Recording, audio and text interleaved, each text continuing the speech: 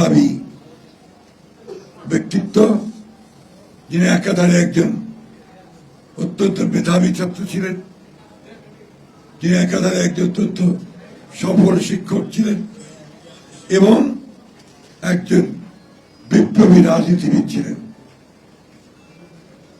অর্থনীতিবিদ, এবং এখন যিনি আমাদেরকে তার অভিজ্ঞতা দিয়ে সমৃদ্ধ করছেন প্রফেসর ডক্টর মাহবুবুল্লাহ। এখানে উপস্থিত আমাদের আরেকজন নেতা, বিএনপির উপদেষ্টা, সাবেক এমপি, অত্যন্ত সুবক্তা যারা মঞ্জুর হোসেন আলাল, আমাদের নেত্রী রঞ্জন খান, বিএনপি নেতৃত্ব, প্রিয় ভাই ও বোন, আসসালামু আলাইকুম। আমার গলার আওয়াজ শুনে বুঝতে পারছেন যে আমি সুস্থ না, সুতরাং আমি কথা বেশি বলতে পারবো না।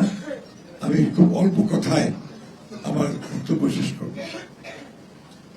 মৌলানা আব্দুল হামিদ খান ভাসানী এই উপমহাদেশের ব্যতিক্রমী রাজনীতিবিদ ছিলেন। মাহবুবুল্লাহ ভাই খুব পরিষ্কার করে দীর্ঘ আলোচনা না হলেও তিনি তার জীবনের বিশেষ সবগুলো স্তর বর্ণনা করেছেন। এমন একজন রাজনীতিবিদ যিনি নিজের সুখ, নিজের বৃত্ত, নিজের সম্পদ তৈরির কথা কখনো জীবনে চিন্তা করেন। আপনারা যদি কখনো সন্তোষে গিয়ে থাকেন, টাঙ্গাইলের সন্তোষে,